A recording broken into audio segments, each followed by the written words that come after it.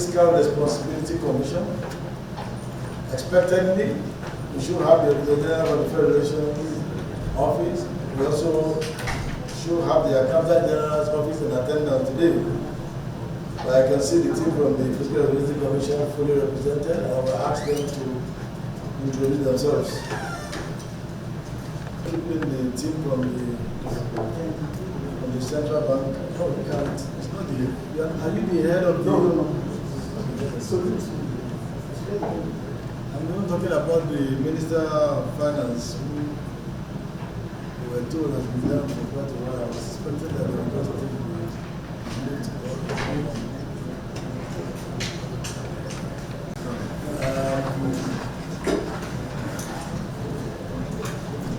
we just quickly allow the Auditor General's office to announce their appearance. And the head of the Fiscal Responsibility Commission will also re-announce his appearance, and then we'll take the other Minister of Finance and then make our comment and probably take a resolution on one or two things before we look for the Auditor General. Committee on Public Accounts on Bamidele Salam, the Deputy Chairman, Committee on Public Accounts, Honorable Jeremiah, distinguished members of the Public Accounts Committee, distinguished ladies and gentlemen. Thank you for this opportunity, and I apologize that I kept you waiting for some time. We very much cherish this opportunity to delve into a critical area, revenue. Federal government revenue is a critical aspect of government operations, of budgeting, of financing, of investment in public assets, public services. So it's critical. And we thank you for your resilience, your forbearance, and your continued attempt to get to the bottom of this important issue. Regarding reconciliation, of course, my brother, my colleague, my friend, the Governor of Central Bank has said it the way it is. And when he talks about reconciliation, really, we must put it within the context of what the fiscal and the monetary side have been doing together. And I think the results in terms of the turnaround, I would say, of the Nigerian economy, including the metrics that came out yesterday showing lower, even further lowering of inflation, are part of this, what I would call general interaction, consultation, and working together. So part of that is to our attempt to sit together to reconcile what actually, under the law, under the Fiscal Responsibility Act, is actually owed, what is owed, and to whom is it owed. And that process, I think we must take in good faith what the Governor of Central Bank said, and clearly it's a question of timing, and maybe it's important to put some parameters and some framework in terms of timing. But as for the fact that we are reconciling, we are looking at various aspects, and you know, if you want to delve further, we can say, look, for example, Central Bank had some development finance undertakings and initiatives, which means money was taken in the name of the government and used to fund, for example, the various programs and corporates and so forth. So that's a two-way street, because if funds have been given out, they are meant to have been collected back and so forth. So these are some of the reconciliation items. But as a rule, and in general, I would say it is an ongoing reconciliation. And maybe we can put some timing and framework around this particular one. But we meet all the time to try to give clarity and accuracy to both the fiscal and the monetary magnitudes, because that's where people see transparency and accountability, and that's where, for example, the rating agencies look to see if they can understand our figures. As for the appearance of the central bank, I think that comment really is not for me to answer. Yes, and I'm sure that the governor has the highest respect, not just for the Public Accounts Committee, but the House of Reps and even the National Assembly. Thank you. Honorable Minister, you may not be able to speak for the governor of Central Bank, like you already said. And when you say we have the highest respect for the institution, we would rather prefer to see that in conduct. But that's a matter for another time. We're going to extensively deal with. Yes, Honorable Marcus, please. Thank you, Mr. Chairman. Even though the Honorable Minister, you have not directly answered the question I asked, because the CBN wrote to this Public Account Committee saying that there's an ongoing reconciliation with the Ministry of Finance, of which you are the head of the Ministry of Finance.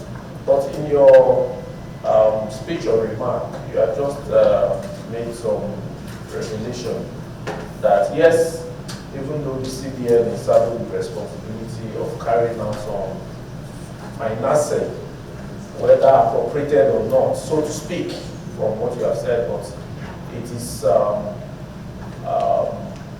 part of their responsibility to reconcile those figures, because CBN, from my understanding, is actually the government's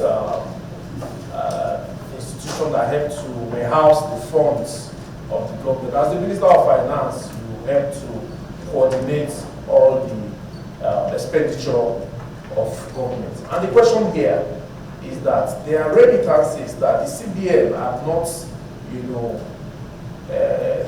declared to the Federation account. And we want you to be very clear so that we know where we are directing, our questions and our investigations to. The CBN, unfortunately, they are not physically present, but the Minister for Finance, you are here with us. So we want you to tell us, are there, funds that are expected of CBN to remit to the Federation account that have not been remitted? Honorable colleague, I don't want us to, because it's an investigation, yes, and I don't want us to prejudice the investigation. I just want to draw the Honorable Minister's attention to something very important. I understand that as a team player, you also want the CBN to look very good, and that's exactly what you have done. But I'm not too sure that the CBN is ready to reciprocate that. There's a correspondence here, Honorable Minister, received on the 16th of June 2025 from the Central Bank of Nigeria on this subject matter. June 16th. I can oblige you a photocopy of this document.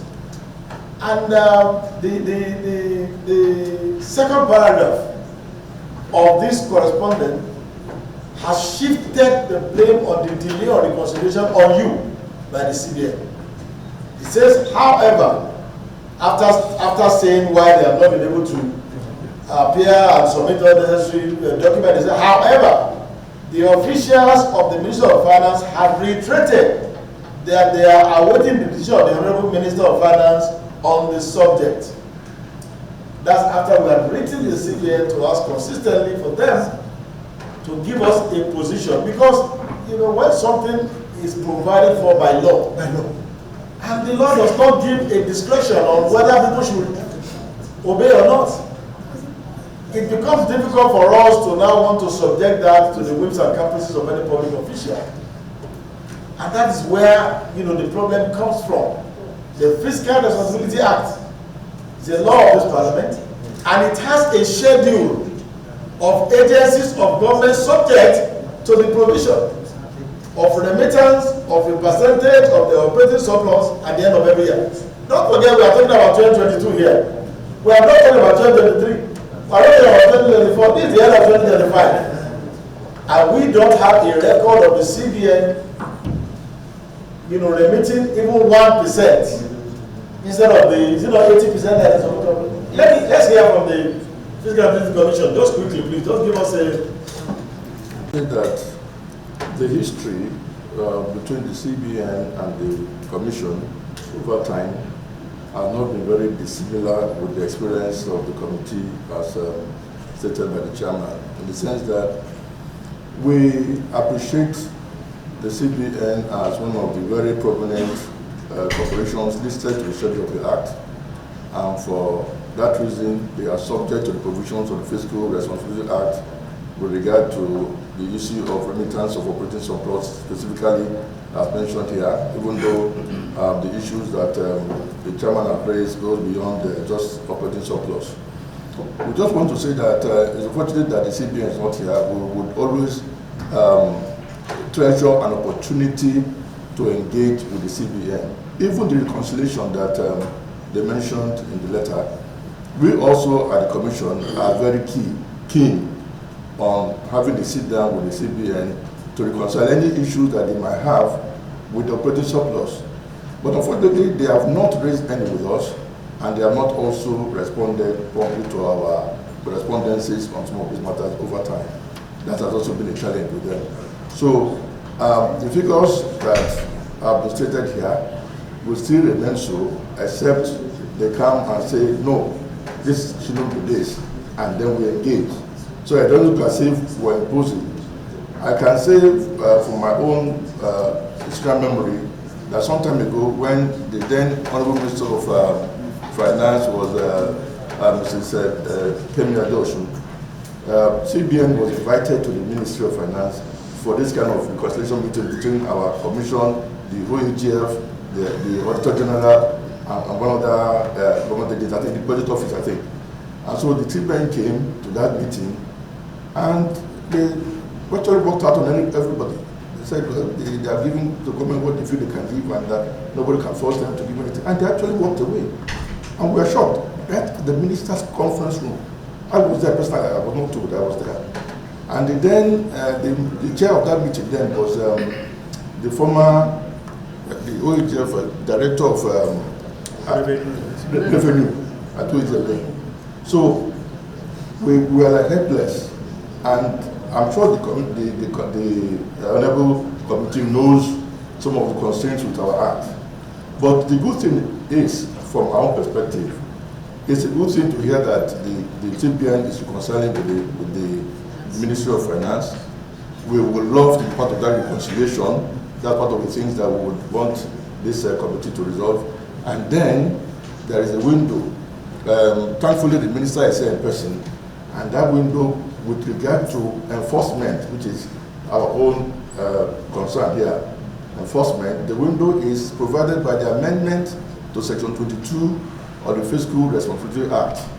You know, Section 62 of Finance Act 2020 amended our Act to give the minister the power to deduct directly from source operating surplus due from any of the listed agencies, scheduled corporations listed in the Act.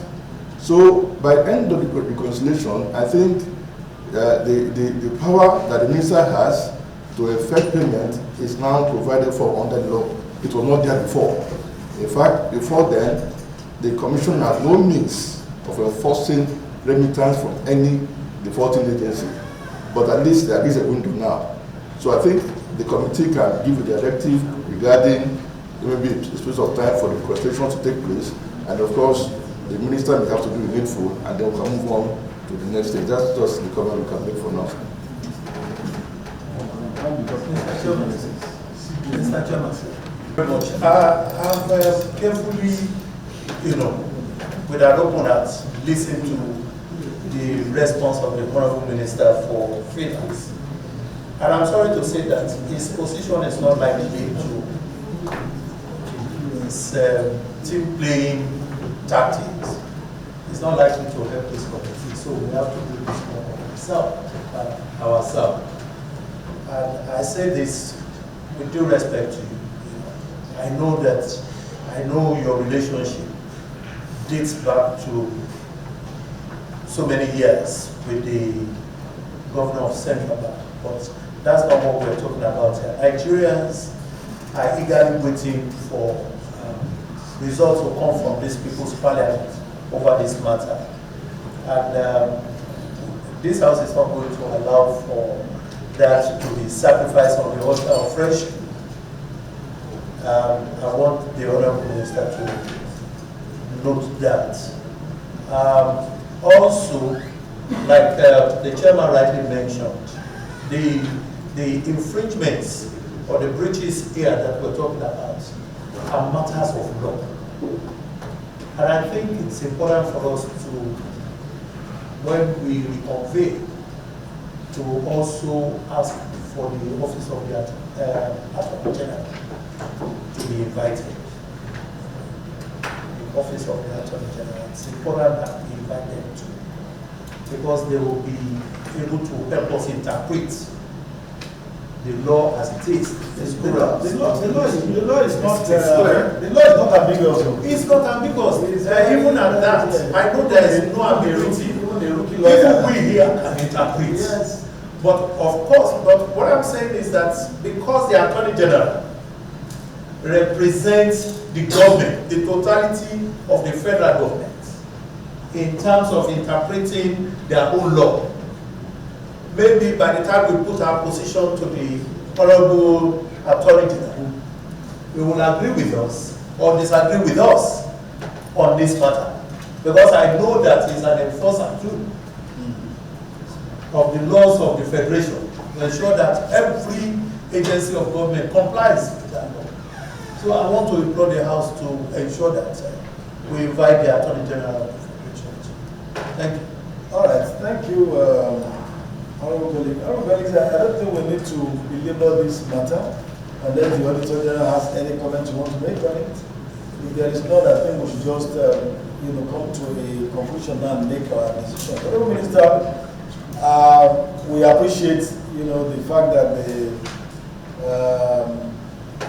no time is too much to be given to the decision of something like this, except that we are also desirous of driving up the revenue base of government, because it's impacting negatively on the delivery of services to the average Nigerian.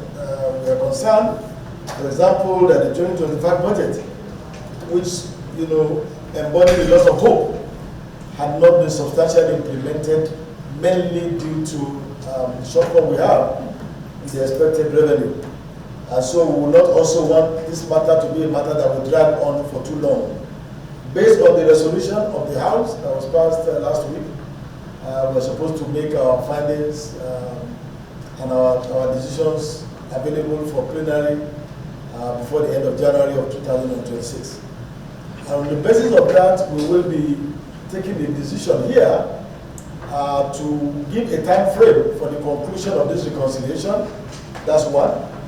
We're also going to be broadening the scope of the reconciliation to involve the Fiscal Responsibility Commission and Office of the Auditor General for the Federation. While the Auditor General's Office and the Fiscal Responsibility Commission are being involved in the reconciliation. CBN and Ministry of Finance, of course, as the principal parties, as it were. And we'll be expecting that the result of that reconciliation will be made available before the next hearing of this matter. And we're thinking of giving 26th of January for the return date. We'll communicate to CBN, and we expect that the CBN governor in person should be in attendance, not represented. We expect him to be in attendance, if only he will want to prove to us the claim that we have made here that he has the highest regard for the Parliament of the Federal Republic of Nigeria. So, honorable colleagues, we're going to be adjourned to Monday, 26th. Date of submission should be by the 19th of January. Monday, 19th of January, to submit the conclusion of the reconciliation to this committee and appearance before the committee for discussions and final resolution will be Monday, 26th of January 2026 at 10 a.m. That is our ruling, Honorable Minister.